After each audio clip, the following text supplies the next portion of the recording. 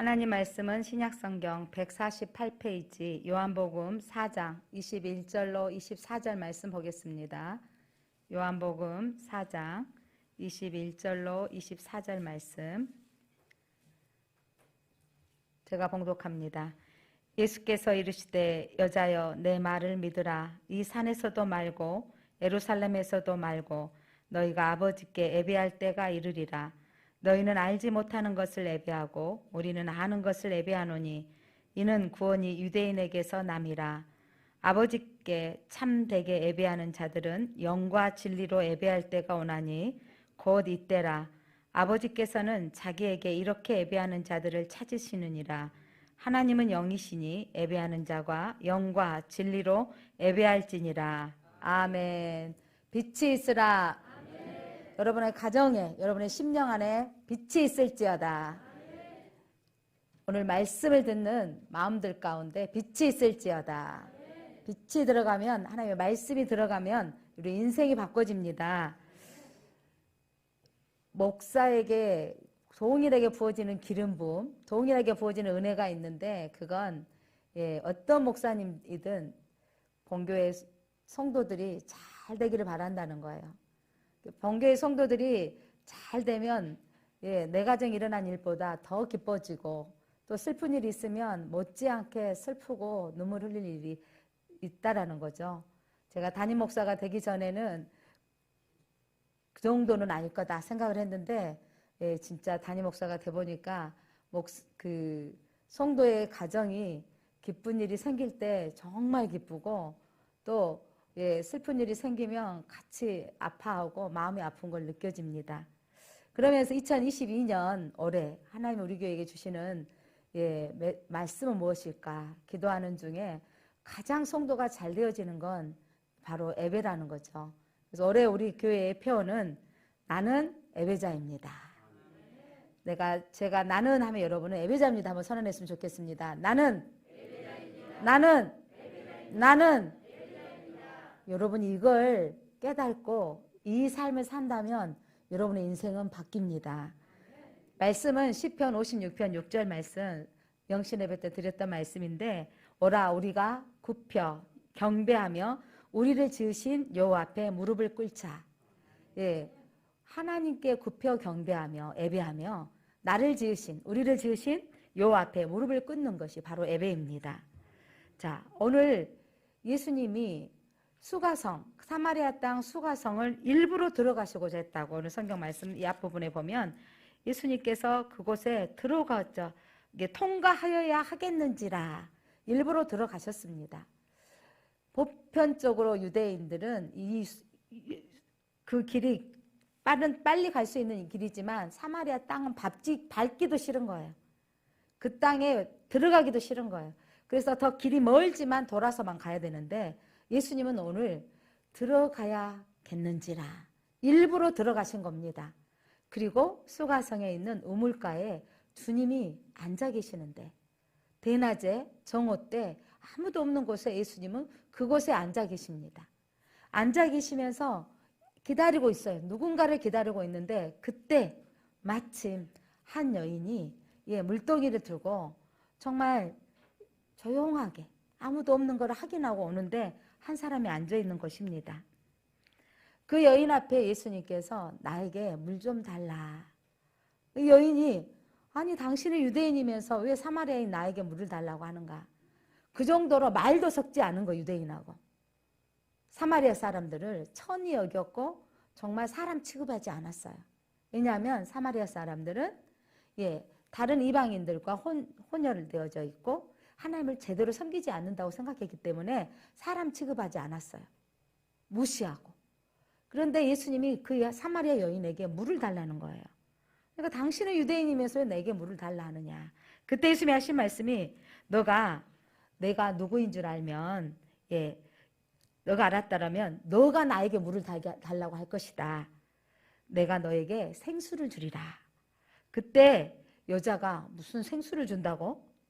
아니 나에게 물을 주려면 물 길는 그릇이라도 있어야 돼. 물 두레박이라던가 물 뜨는 그릇도 없으면서 나에게 물을 준다고요? 그때 예수님께서 이 물을, 이 우물가에 나오는 물을 마시는 자는 다시 목마르거니와 내가 주는 물을 마시는 자는 영원히 목마르지 아니하리라. 영생하도록 솟아나는 샘물을 내게 주리라. 여자가 이 말을 듣더니 주여 그 물을 내게 주십시오.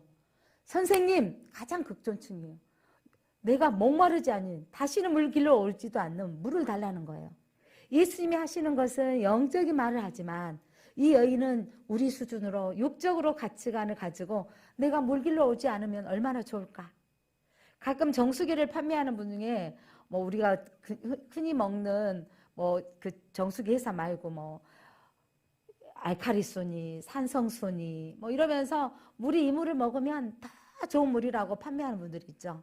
이 물을 먹으면 우리 내장이 건강해진다고 하는 물도 있는데, 여러분 이 여자도 아마 그런 식으로 받아들인 것 같아요. 다시 목마르지 않는 물이 있다고요? 주여 내게 그 물을 주십시오 라고 했을 때 예수님은 그래 이 물이다 하고 주셨으면 좋을 텐데, 예수님의 답변은 생수를 달라는 여인에게 전혀 다른 내용의 대화를 시작합니다. 예수님이 어쩔 때 보면 황당할 때가 있는 거죠. 내가 샘물을 주리라 하시더니 이제 예수님이 하시는 말씀이, 예수님 내 남편을 불러오라, 데려오라. 그러니까 예수님이 이 여인의 가장 깊은 상처요, 드러내기 싫은 일들을 지금 예수님은 예민하게 말씀하시는 거예요. 대낮에 물을 기르러 왔던 여인은 사람들 얼굴을 보기에 불편했던 마음이 있어서 이 한낮에 물을 기르러 나왔는데, 이때 가장 내 아픔의 상처인 남편을 데려오라는 거예요. 예수님께서는 때로는 이렇게 우리 아픈 것을 찌를 때가 있습니다. 가끔 설교를 듣고 목사님이 어쩜 내 마음을 아시고 저렇게 푹 찔러가지고 정말 나를 정말 노골적으로 저렇게 치시는 거야, 이럴 때가 있지 않습니까? 여러분 그때가 중요한 거예요. 오늘 예수님이 이 가장 깊은 아픔이 드러나는, 여러분 누가 내 남편 결혼하고 결혼도 한두 번이 아니라 5번, 요즘은 성경적으로 해석하기를 이 여인이 계대 결혼, 큰아들이 죽고 둘째 아들이 죽고 셋째 아들이 죽으면 다음 형제가 와서 아이를 낳게 할 것이다, 이렇게 해석도 되어지지만, 어찌 됐든 그렇다 하더라도 형제 간에 이 다른 그 아이를 낳으려고 하고 있는 이 상황이라면 그렇게 마음이 괴로운 여인입니다. 이런 여인 앞에 예수님은 그 아픈 부분들을 건드시는 거죠. 이 수가성, 사마리아 안에 있는 수가성 여인은요, 물을 길러야 되는 육적인 갈급함이 있는 여인이었습니다. 그리고 사람들이 많이 모이는 곳에 가기가 싫은, 뿐만 아니라 남편이 5씩이나 있으나 이런 거 있죠. 야, 이상하게 예전에 우리나라 그 60년대 이렇게 전에는요, 우리나라가 일부 다처제가 인정되는 나라인 거 아세요? 그러니까 60년대에 일부 일처제로 하자고 여성 껴있는 여성들이 피켓을 들고 나갔던 적이 있어요. 우리나라는 여러분 있는 사람들은 내 아내가 몇이다라고 자랑거리가 될 때도 있었어요. 지금도 뭐 그런 그 이슬람권의 법은 아내가 뭐 4, 5씩 있는 게 합법이에요. 이런 예수님이 살던 시대에 뭐 유대인들 안에게도 많은 여자도 있는 거. 근데 남자가 여자가 몇이 있는 건 수치가 아닌데, 여자가 남편이 몇이 있다는 것은 지금도 그때 당시도 보통 일이 아닌 거죠. 예. 그러나 여기서 예수님께서 이 여인을 만나고자 하는 이 예수님의 마음이 있었다는 것. 단순히 남편이 5씩이나 있는 이 여인에게 하나님이 우리에게 주시고자 하는, 예수님이 우리에게 주시고자 하는 메시지가 있다는 걸 여러분 생각을 한번 해봤으면 좋겠습니다. 그러면서 예수님이 뭐라고 하셨냐면, 남편이 없습니다. 그래, 너는 남편이 5씩이나 있는데 지금 남편도 네 남편이 아니다. 이 여인에게 예수님이 노골적으로 지적하시는 거예요. 이 여인은 정말 사는 것이 정말 넉넉하지 않았을 것입니다. 다른 여인들처럼 그렇게 편하게 살지 않고 다른 여인들처럼 한 남편의 아내가 되어 있지 못한 이 삶이 많지만 어마어마한 결핍이 있는 거예요. 남편이 5씩이나 있지만 수치스러웠을 것입니다. 여러분 이 땅을 살아가는데 우리에게 많지만 늘 행복하지 않는 것이 이 세상을 살아가는 것입니다. 많이 있는데 공허함을 느끼는 거예요. 그래서 사람들은 이 공허함 때문에, 결핍 때문에 사람들은 그 공허함을 채우고자 돈이 인생의 목적이어서 돈을 더 많이 벌어야 된다. 명예는 올라갈수록 좋은 거야 라고 명예를 찾고자 합니다. 권세를 누리고자, 서로 대통령이 되고자 약한 점, 양쪽 양당이 서로 단점만 끄집어내는 거 보면 세상은 정말 악하다는 거. 정책을 내놓는 게 아니라 서로 저 집안의 문제가 무엇인가, 서로 집안 문제만 들썩거리고 앞으로 대통령이 되면 어떤 걸 하겠다는 공약은 드러나지 않는 상황들을 보면서 세상은 다른 사람의 약점을 집어내고 자기가 올라가고자 하는 게 세상이에요. 이게 우리나라의 최고의 권력을 잡고자 하는 양당의 정책이 바로 그것들인 거죠. 어떻게 하면 상대방을 누르고 내가 올라가야 되는 게 세상의 명예욕이고 권력입니다. 그러나 그것들을 가지고 얻으면 다인 양 싶지만 우리나라 역대 대통령은 대부분의 옥에 갇혀 있다가 나오는 거죠. 이번에 박근혜 전 대통령도 처참한 모습으로 나왔던 모습을 보지 않았습니까? 최고의 권좌에 있다가 감옥에 있는 인생, 그렇게 아름답진 않지 않습니까? 그런데 내가 5년 권력을 잡다가 또 그 자리에 갈지 모르지만 사람들은 그곳에 가고자 열심을 내고 내가 지지하는 후보가 꼭 그 자리에 올라가야 된다라고 지금 아우성입니다. 여러분, 그렇게 잡아보면 그 마음에 모든 걸 가졌다는 느낌들이 얼마나 갈 것 같으세요? 임기 말년에 지금 대통령이 인기가 최상으로 올라갔다가 최악의 아래로 떨어진 모습들을 보면 인기는 영원하지 않습니다. 그러면서 아마 허탈감과 허전함이 있을 것 같아요. 그렇게 나를 지지했던 국민들이 다 변심하는 것들을 보면서 이게 바로 세상입니다. 자, 세상에 사는 우리들은 이 결핍을 채우고자 많은 사람들이 열정을 가지고 세계 여행을 꿈꾸고 다니는데 지금 코로나로 세계 여행을 가지 못해서 사람들은 아우성이고 제주도가 지금 터져나가려고 한다고 합니다. 사람들은 이 결핍을 채우기 위해서 많은 것들을 투자하죠.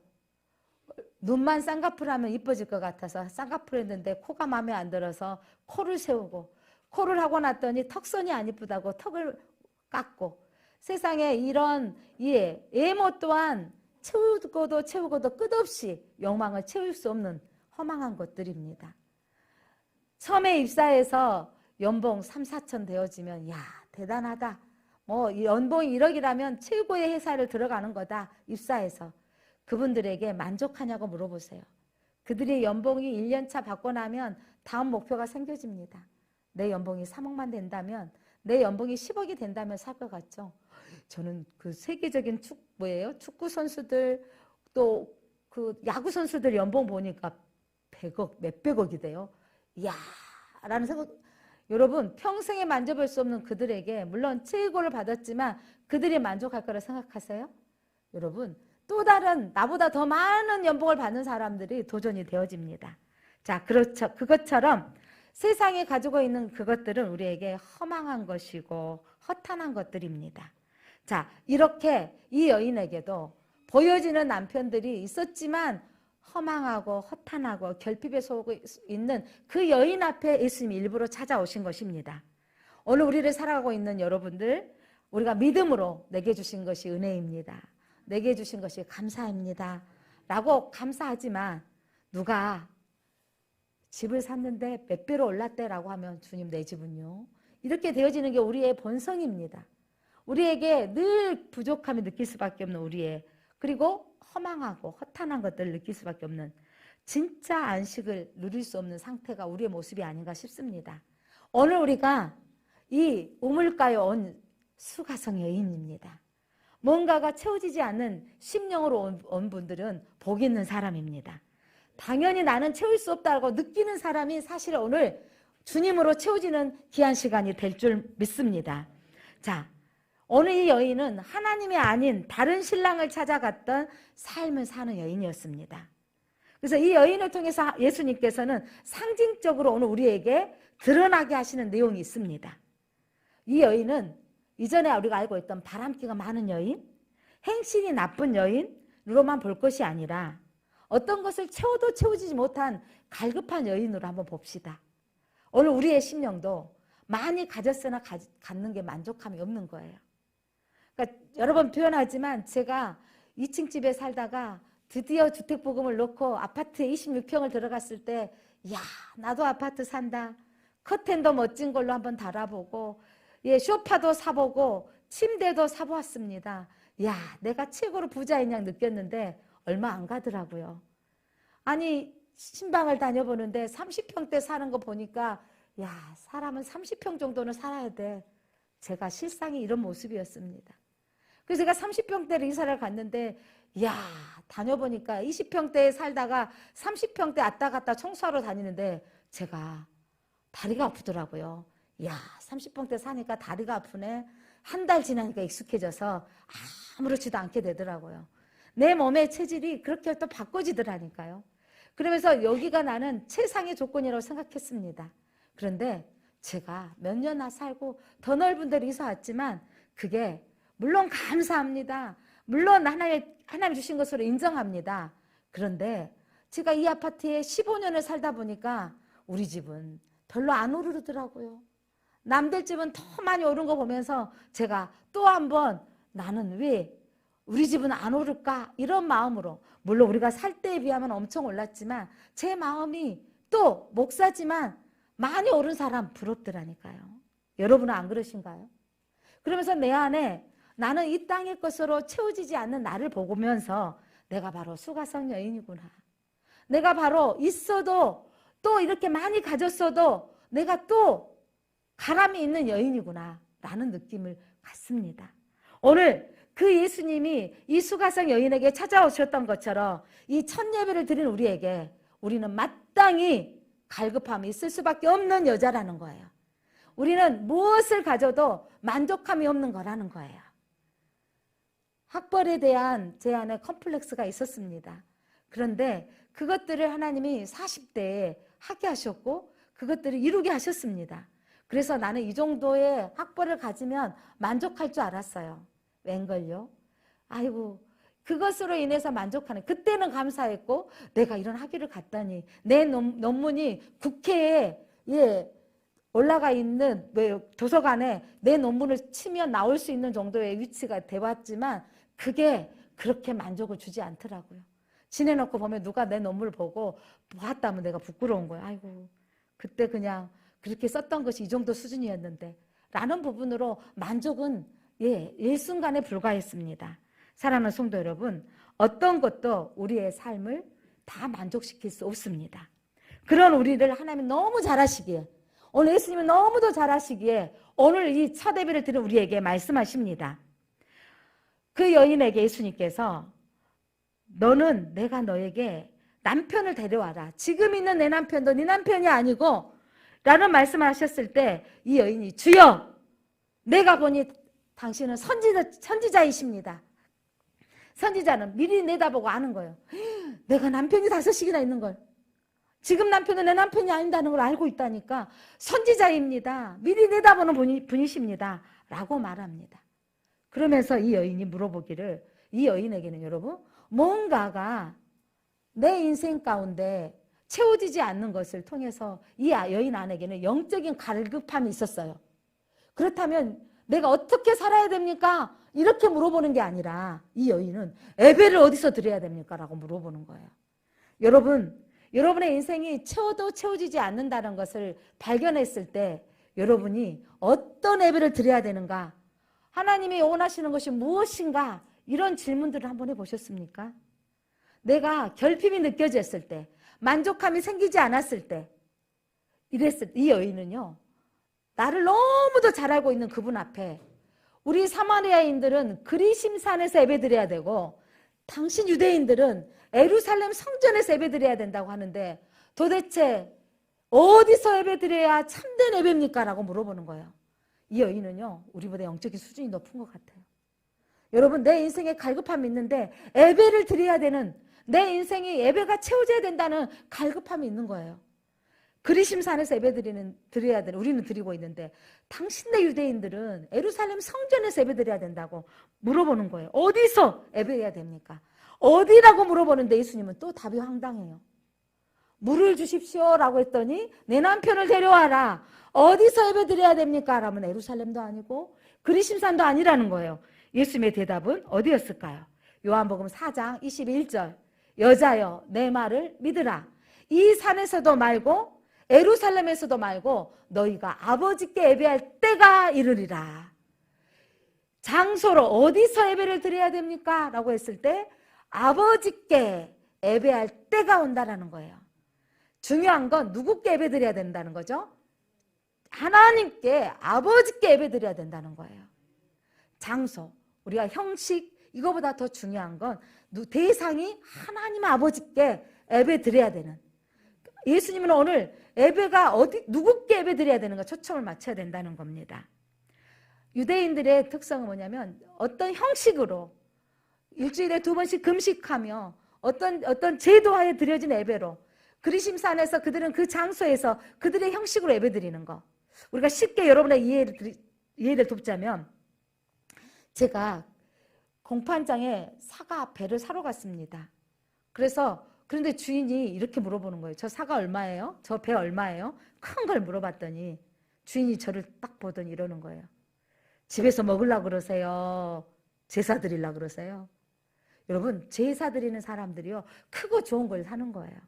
내가 집에서 먹으려고 하는데요. 그랬더니 집에서 먹으면 저 박스에 장식해 놓았는데 그거나 이거나 같습니다. 이러면서 앞에서 사도 박스값 빼고 준다라는 거죠. 여러분, 무슨 말이냐면 세상의 제사는 크고 좋은 것, 그것들을 드리면 그들이 드리는 제사는 누구에게 드리는 거죠? 귀신에게 드리는 거예요. 귀신에게 드리면서 크고 좋은 것을 드리면 주체가 누구죠? 내가 그렇게 드리면 귀신이 감동받아서 내게 자손들에게 내 집에 복을 주실 것이다 라고 하는데, 자, 유대주의 예수님이 오셨을 때 뿐만 아니라 역사적으로 그들은 장소라는 의미를 통해서 그곳에만 예배를 드려야 되고 그것에서 잘 드리는 예배를 드렸을 때 하나님이 감동받는다고 하는데, 오늘 너가 주체가 아니라 예배는 누구께? 아버지께 드려야 된다. 예배는 하나님께 드려야 된다. 아버지께 예배 드릴 때가 오는 거라고요. 오늘 신약시대는 하나님 아버지께 예배 드리는 때입니다. 그래서 여기서 예배하다는 뜻은 누구의 손에 입을 맞추다 존경하는 표시로 무릎을 꿇고 이마를 땅에 대고 부복하다, 엎드리다라는. 그래서 이 예배의 의미에는 중에는요, 하나님 앞에 나를 온전히 내려놓고 하나님이 주인 되십니다라고 고백하는 게 예배입니다. 자, 예수님의 답변이 이어서 말씀하시기를 너희는 알지 못하는 것을 예배하고 우리는 아는 것을 예배하노니 이는 구원이 유대인에게서 남이라. 지금까지 너희가 드려진 예배, 그 신들을 감동시키는 예배는 알지 못한 예배지만 이제 아는 예배를 드리라는 거예요. 우리 신약시대에는 이제 아는 예배를 드려야 됩니다. 아는 예배를 드려야 됩니다. 알아차리고 예배를 드려야 되는 거예요. 내가 무엇을 준비해서, 정성 중요합니다. 그러나 내가 드리는 정성이 아니라 하나님께서 기뻐하는 예배를 드려야 되는 거예요. 하나님께 드리는 예배를 드려야 됩니다. 그래서 구원은 유대인에게서, 예수 그리스도가 유대인입니다. 구원은 예수님은요, 유대인에게서 그 다음에 이방인에게 흘러가기를 원하셨습니다. 참된 신앙인은요, 하나님의 마음을 헤아릴 줄 아는, 하나님이 기뻐하시는 예배를 드려야 되는 것입니다. 그러면서 이어서 예수님이 하신 말씀이 4장 23절에 아버지께 참되게 예배하는 자들은 영과 진리로 예배할 때가 오나니. 자, 참되게 예배하는 자들은 무엇으로? 영과 진리로. 무엇으로? 영과 진리로 예배할 때가 오나니 곧 이때라. 예수님이 오시면서부터 이제 영과 진리로 예배할 때라는 거예요. 아버지께서는 자기에게 이렇게 예배하는 자를 찾으십니다. 영과 진리로 예배하는 자를 찾으십니다. 2022년 새해를 맞이하는 성도 여러분, 오늘 이 자리에 사마리아 여인처럼 내 인생에 채워도 채우지 못한 이 갈급함이 있고 공허함이 있고 때로는 애로움이 있는 우리 가운데 하나님은 오늘 말씀하십니다. 오늘 여러분이 이 자리에 찾아왔다는 건 사마리아 여인처럼 내가 육으로만 살 수 없기에 하나님 예배드리러 온 우리에게 이제 하나님이 원하시는 알고 드리는 예배를 드려야 된다는 거죠. 올해 하나님이 원하시는 알고 드리는 예배를 드렸으면 좋겠습니다. 그 예배는 영과 진리로 예배할지니라. 영으로 예배할지니라. 그렇다면 영으로 예배한다는 것은 무엇이냐면 하나님의 임재가 있는 예배입니다. 매번 우리는 여러분들이 의식적으로 순간 지나갈지 모르겠지만 예배를 시작하면서 이곳에 성부 하나님 임재하여 주옵소서, 이곳에 성부 하나님 임재하여 주옵소서 개예배를 시작했습니다. 이 예배는, 영으로 드려진 예배는요, 하나님의 임재가 있는 예배를 드려야 돼요. 하나님의 임재가 있는 예배는 하나님이 함께 하신 예배인 것입니다. 하나님을 기쁘시게 하는 예배입니다.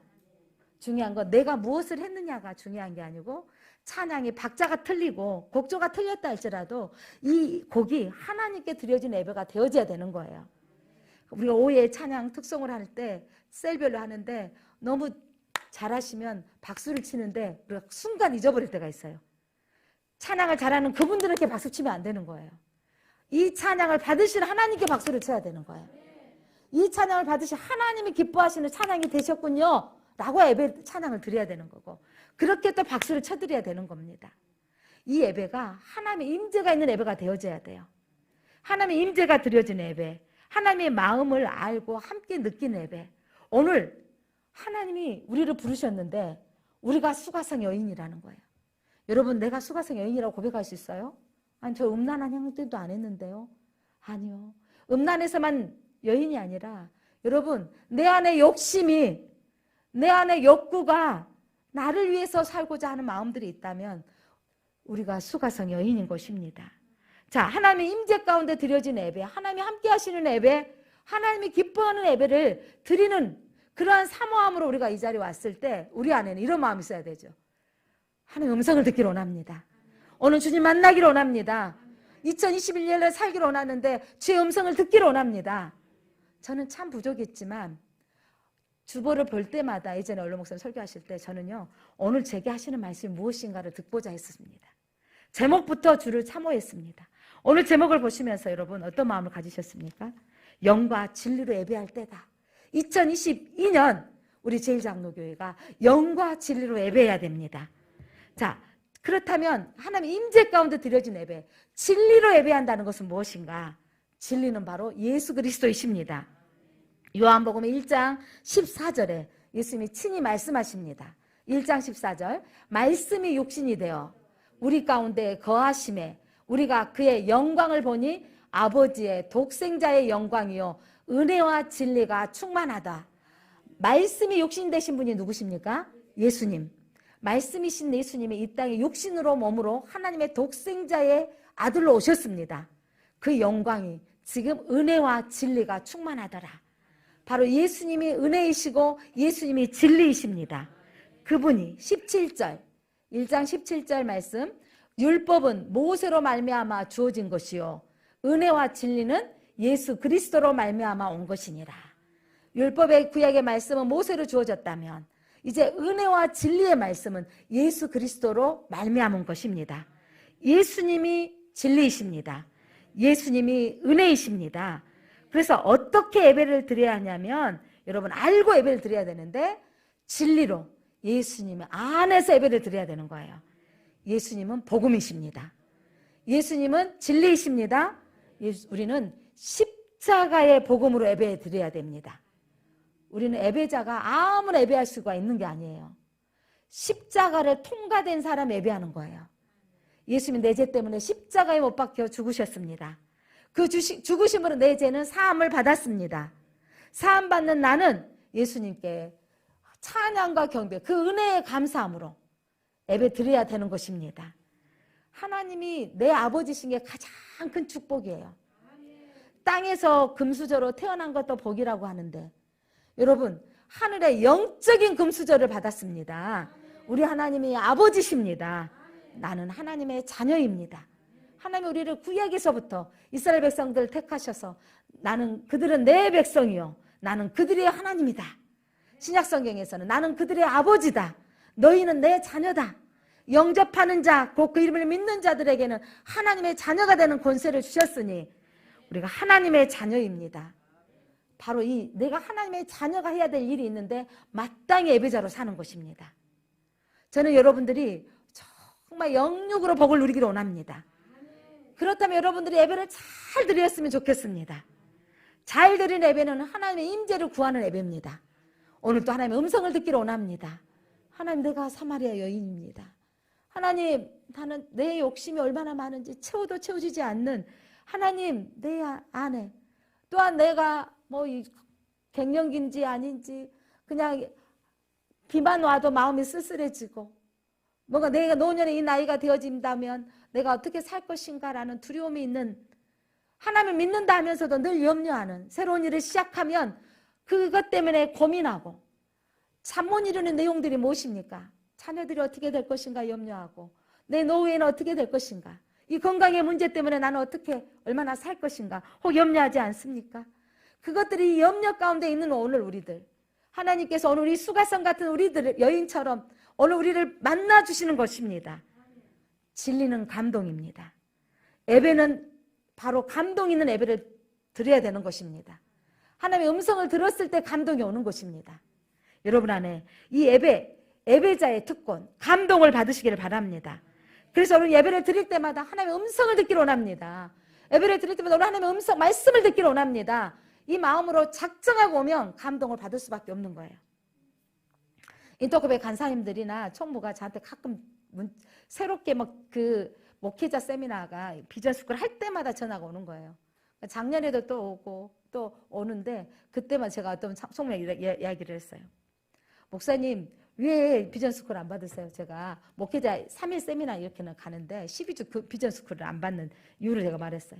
저는요, 하나님의 말씀을 선포되어지면 감동받기로 작정된 사람이라고.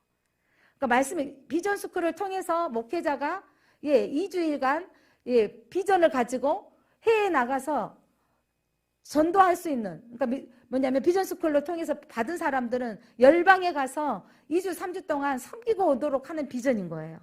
열방을 현장을 밟고 땅을 밟도록. 제가 전도사 시절에 다녀왔지 않습니까? 이 목적이 뭔지, 비전 스쿨을 하는 목적이 뭐예요?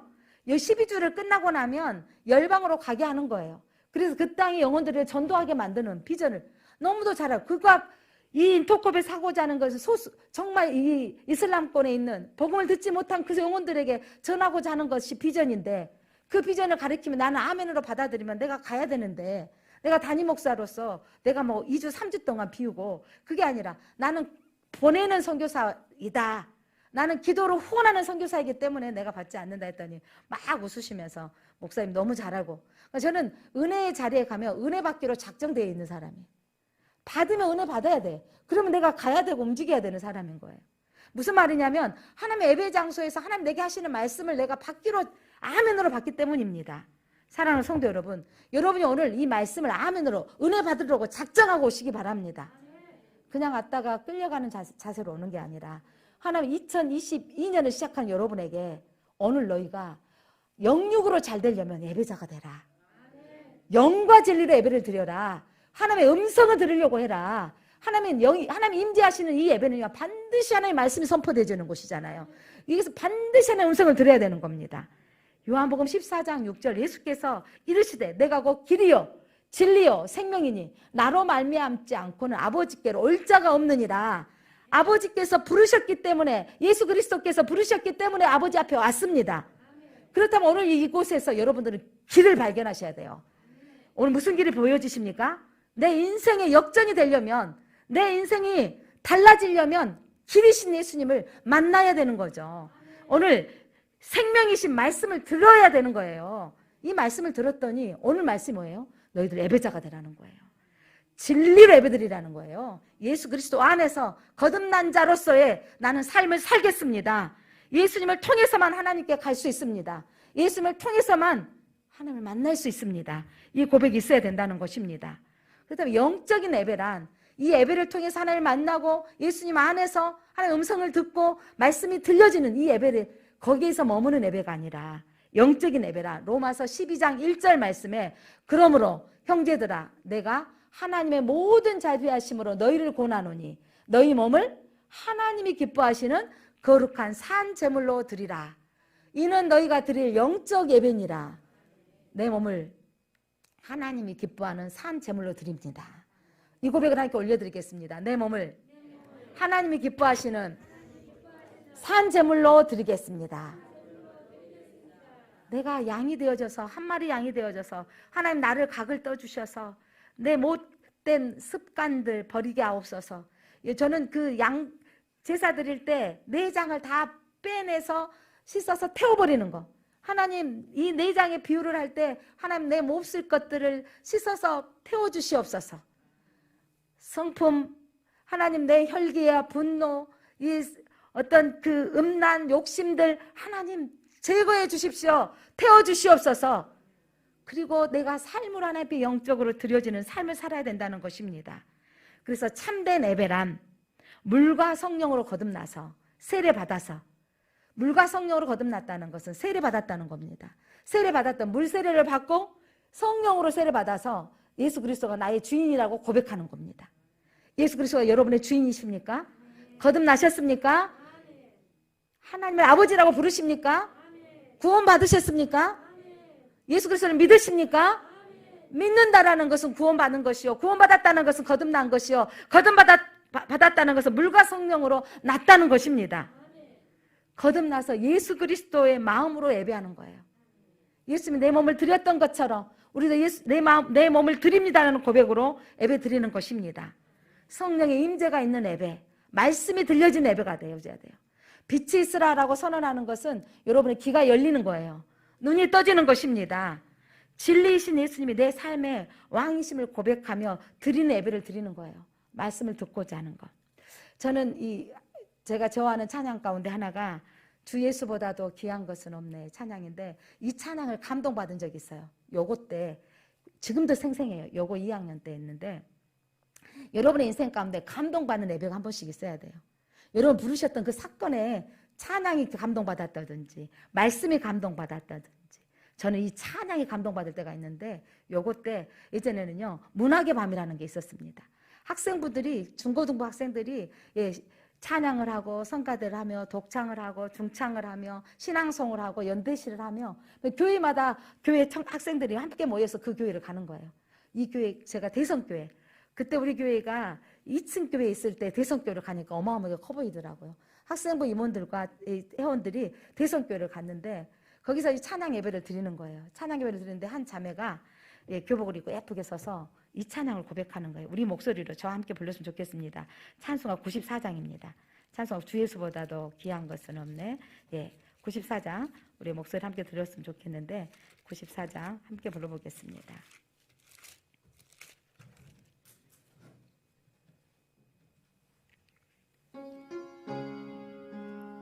딱 꽂혀버렸습니다. 그리고 다른 사람한테 이 찬양이 어떤 곡이 몇 장이냐 물어보고, 제가 힘들고 지치고 어려울 때마다 교회 와서, 이제는 부침번 기도를 매일 하는데 학교 수업 끝날 때마다 교회 들렸다가 집에 갔었는데, 힘들고 어려울 때마다 또 물질적인 괴로움이 있을 때마다 이 찬양을 불렀습니다. 그때는 주 예수보다 더 귀한 분은 없네, 이 세상 부귀와 바꿀 수 없네, 영축을 내 대신 돌아가시 그 놀라운 사랑 잊지 못해, 세상 즐거움 다 버리고 세상 자랑 다 버렸네. 힘들 때마다, 내 삶의 고통이 쏟아질 때마다 이 찬양이 내 안에 노래의 곡조가 되었습니다. 그리고 세상의 즐거움 다 버리고 세상 다 자랑 버렸네, 세상 부귀와 바꿀 수 없네라고 찬양 드렸습니다. 그 고백이 내 안에 삶이 들어와서 세상에 어렵고 힘들 때마다 가장 귀한 것은 예수님입니다 라고 고백되어졌습니다. 사랑하는 성도 여러분, 우리 예배가 가장 귀한 분은 예수님밖에 없습니다. 왜 찬양곡이 바꿔지면서 귀한 것으로 바뀌었나 처음에 좀 섭섭했는데, 이거 뭐냐면 세상의 돈보다, 세상의 명예보다 모든 걸 포함하느라고 것으로 바뀌지 않았을까 싶어집니다. 사랑하는 성도 여러분, 정말 이 예배는 가장 소중한 것이 예수입니다. 세상 어떤 것과 바꿀 수 없습니다. 라고 고백하는 예배가 되어야 된다는 것입니다. 이 여인이 그 예수님의 말씀을 듣고 이제 외칩니다. 뭐라고 외치냐면 메시아 곧 그리스도이십니다. 그런데 아직 이때 이 고백은 아직 그렇게 언제나 고백이 아니었어요. 메시아가 그리스도가 오시면 이 모든 것을 우리에게 알려주신다고 하셨습니다. 예수님이 와 계시는데 진리가 앞에 계시는데 알아보지 못했어요. 진리를 바라보는 방식이 이 여인이 기준이 삼았던 예수님을 알아보지 못했던 건 예수님이 유대인 한 남자로 그렇게 아이 있어서 물이나 달라고 하는 이 남자가 아닌 걸로 생각했던 거죠. 그랬더니 예수님이 메시아가 오시면 그리스도가 오시면 이 모든 것들을 내게 알게 하실 것입니다 라고 했는데 예배가 아는 예배를 드릴 것이다 라고 했는데 아직 깨닫지 못하는 거예요. 여러분의 인생에 올해는 깨닫는 은혜가 있기를 바랍니다. 예수를 만나기를 바랍니다. 그때 예수님이 내가 그다. 내가 그다. I am who I am. 예수님이 내가 바로 그다. 내가 바로 메시아다 라고 말씀하신 거예요. 사람을 속박에서 풀어주는 바로 너의 결박에서 풀어주는 예수 그리스도다. 내가 메시아다. 내가 그다라고 외치신 겁니다. 떨기나무 가운데 모세가 당신의 이름이 무엇입니까? 나는 나다. 나는 나다. 나는 여호와다 라고 말씀하셨던 그 하나님. 그 하나님의 말씀 똑같이 나는 그다. 나는 예수 그리스도다. 나는 메시아다 라고 말씀하신 거예요. 여러분 수가성 여인이 남편 다섯이나 있지만 채워지지 않는 결핍을 사는 것처럼 여러분이 가지고 있는 집 한 채, 전셋집 그것을 만족하지 못하는 우리와 똑같은 인생이라는 거예요. 무엇에 붙들려 사는가? 여러분 세상의 가치로 붙들려 사니까 부끄럽고 수치스러웠는데 이제 속박으로부터 해방시켜주시는 예수님이 그의 인생 가운데 찾아오신 것입니다. 삶에 필요한 것들을 구하는 것이 필요 없다는 것이 아닙니다. 그런데 여러분 그것에 매이는 삶을 살지 말라는 거예요. 세상 다 버리고라고 하는데 이건 버렸다라는 표현이 속박해서 살지 않겠습니다. 나는 예수 그리스도 안에 살겠습니다 라는 고백을 드려야 된다는 것입니다. 세상 버려야 되니까 돈도 벌 필요 없고 말씀만 보라 이 말이 아닌 거예요. 여러분 돈 필요합니다. 구하십시오. 그런데 그거를 내 욕심만 위해서 사는 게 아니라 하나님을 위해서 흘러보내는 삶으로 살고 싶습니다. 명예 올라가야 돼요. 믿음의 대통령도 세워져야 됩니다. 그런데 나를 위한 삶이 아니라 하나님의 사람으로 살겠습니다. 이렇게 사는 게 예배자인 것입니다. 예수님께 붙들려 사는 제1장로교 성도님들 되시기 바랍니다. 성령님께서 책망하실 때 그 말씀대로 내게 들어오면 적용하며 살기를 바랍니다. 아니 목사님이 내 마음을 알고 저렇게 찔리게 하는 거야 라고 속상해하지 마시고 주님의 음성으로 들으시기를 바랍니다. 그리고 그 말씀대로 찔림을 받았을 때 행하시기를 바랍니다. 하나님은 우리에게 형제들 간의 불화함은 화목하고 예배하라는 거예요. 부부간에 싸울 수 있습니다. 그러나 화해하고 예배하라는 겁니다. 갈등이 있을 때 용서하고 예배하시기를 바랍니다. 선언하겠습니다. 예배가 살면 인생이 바뀐다. 예배가 살면 인생이 바뀐다. 여러분이 예배가 살면 인생이 바꿔집니다. 예배 드리면 행복했다가 예배 드리는 게 행복했다가 제가 이 복을 누리고 사는 것 같습니다. 말씀을 전하는 복 있는 이 목회자가 되어졌다는 게 내가 평신도였다면 이렇게 말씀을 많이 묵상했겠는가 생각이 들어본다면 하나님 정말 놀라운 은혜를 주셨습니다. 사랑하는 성도 여러분, 우리가 함께 기도했으면 좋겠습니다. 영과 진리로 하나님의 임재 가운데 예수님의 십자가의 보혈의 은혜로 예배하게 하옵소서. 말씀이 들릴 때마다 내게 하나님 회개하라고 주시는 말씀을 들을 때 은밀한 것까지 회개하는 이 여인이 남편이 5이나 있는 걸 알아채는 그 예수를 만났을 때 수치스러워서 부끄러웠던 여인이 예수를 만나니까 버려두고 뛰어나가서 메시아를 보았다고 외쳤습니다. 여러분 예수님 만나면 부끄러움이 사라집니다. 수치가 아무것도 아니게 바꿔집니다. 주님으로 인한 삶을 사는 정말 은밀한 것까지 회개하는 그리고 그것들을 회개하고 돌이키는 삶을 살게 하옵소서. 우리의 인생의 갈증, 채워지지 않는 갈급함, 이 목마름을 예수님 만나서 해결받게 하옵소서. 이렇게 기도했으면 좋겠습니다. 하나님 오늘 우리가 예배자입니다. 하나님 우리를 부르시는 목적이 제사함 받고 하나님 자녀되게 하신 은혜 그 놀라운 은혜를 받은 자로 특권을 예배드리는 것입니다. 하나님 우리 평생의 예배자로 살겠습니다. 특별히 2021년 우리가 예배자로 세워지며 내 인생의 전환점이 있게 하여 주옵소서. 오늘도 주님 수가성 여인처럼 가져도 만족함이 없고 늘 결핍으로 우울함으로 건강의 연약함으로 자녀들의 문제로 허망하고 허탄하며 하나님 이러한 우리들을 오늘 또 불러주시고 오늘 주의 음성을 듣게 해주셔서 감사합니다. 하나님 우리는 영이 살아야 사는 자입니다. 육으로 채울 수 없는 것들을 알게 하신 하나님, 하나님 육으로 채우려고 하면 허망한 것들 뿐이지만 영으로 채워지면 감사와 눈물이요 감격입니다. 오늘 또 이 감동 있는 예배를 드리게 해주셔서 감사합니다. 하나님 영과 진리로 주의 음성을 듣게 해주셔서 감사합니다. 말씀을 받게 해주셔서 감사합니다. 예배를 드릴 때마다 하나님의 음성을 듣고자 하는 마음으로 예배하게 하옵소서.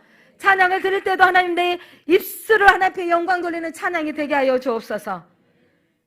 진정한 예배를 드림으로 인생의 복을 받는 인생이 되게 하옵소서. 예수님의 이름으로 기도드립니다. 아멘.